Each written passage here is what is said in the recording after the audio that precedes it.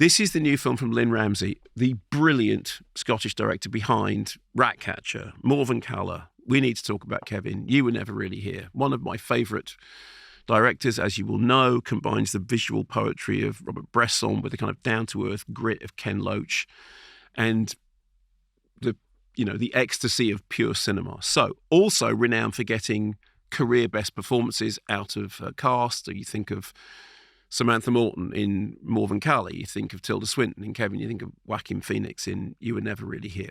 So this is based on a 2012 novel by, now, Ariana Havitz, I think I'm saying that correctly, but I may not be, which was Matate Amor in original Spanish. This moves the action from France to America. I'm saying all this as if I only know it because I've read it, because I haven't read the book. Script is by Lynn Ramsay, Enda Walsh, and Alice Birch. The film is co-produced by Martin Scorsese. Okay. And apparently it was Scorsese who brought the book to Jennifer Lawrence's company, who were called Excellent Cadaver. Really? Yeah. That's not Mother? Not Mother, exclamation mark, small m.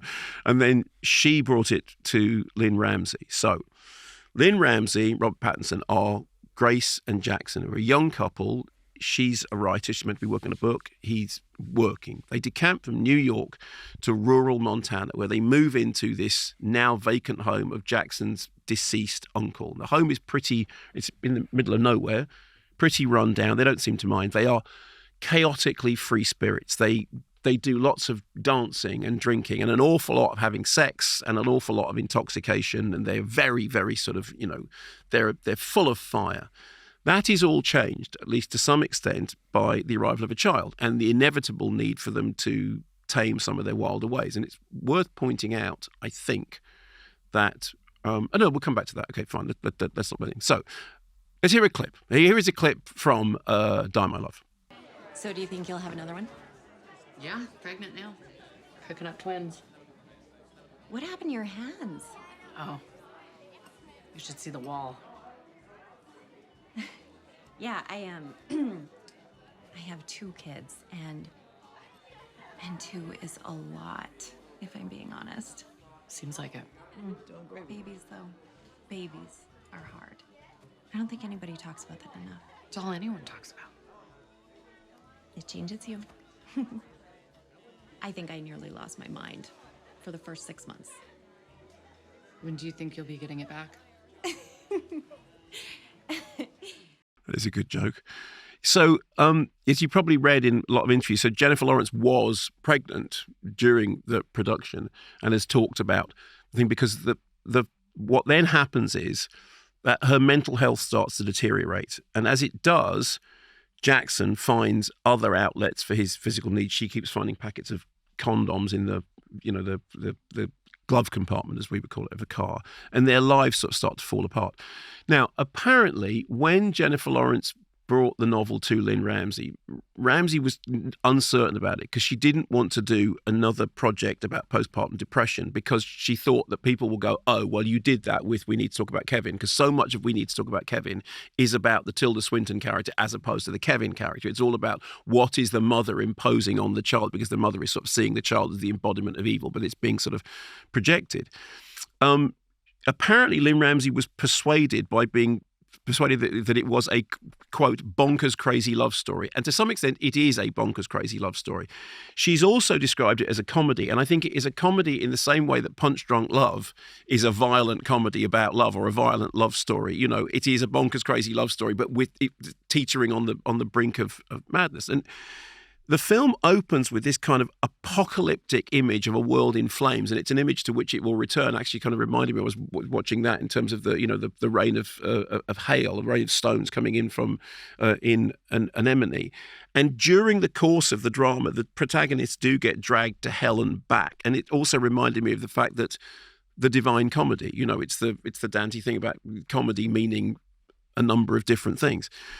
So this is shot on 35 by Seamus McGarvey, who shot Kevin. I read somewhere that the format and the ratio, which is because it's the kind of square ratio, was influenced by Polanski. I'm not sure that that's the main thing. The most important thing is that the way in which the film is framed is, although we're out in this kind of amazing landscape, you feel trapped. You kind of feel trapped. Again, another kind of comparison here to Anemone. You feel trapped in this house. And a lot of the time when the characters leave the house, they go out of there, so you kind of feel like they're sort of gasping for air. And that sort of lends the idea that the relationship is trapping them and that the world is closing in around this character who's literally kind of gasping for air. There is madness in their relationship. There is madness in the world. You have Sissy Spacek, who is brilliant as the matriarch who sleepwalks with a loaded gun, suggesting that even the sort of saner elements of the drama, everything's kind of like a hair trigger away from tragedy. And then you have these other characters. You have Nick Nolte and Lakeith Stanfield who came on the show, both in smaller roles, but smaller roles that play very, very important parts in the jigsaw of the whole picture of this sort of state of mind. So the whole film becomes like an external dramatization of an internal state of mind, of somebody going crazy because of the situation that they're in. I mean, it's really interesting. I think all the performances are good. It is Jennifer Lawrence's movie. I mean, she dominates the screen. It is a really out there performance. It is really genuinely fearless, although the character is fearful. I mean, outrageous and crazy and out of control, but also clearly fearful. And there's one scene in which she's apparently got her act together. We heard a snippet of it there in that thing about, I was losing my mind, really, when you're going to get it back. And then things start to unravel again. I have to say that one scene is an absolute bravura masterclass in. There's a moment in it when she's looking and she's smiling, and it's a sort of Stepford Wives smile, and you know that the smile is about to crack, and you know that nothing is right. You know that thing when she's wearing sort of nice dress and everything seems fine and everything, and you know that nothing is right. I found the film exhausting. I absolutely came out the other end of it feeling like I'd been put through the ringer. And I know that you might not see that as a positive thing. No, it doesn't sound like a great thing. But it's because the film grabs you, and you feel like the narrative is non-linear, it's kind of fragmented, it's like jumbled shards of a traumatic memory. Again, this does, I think, compare it to Anemone. That one.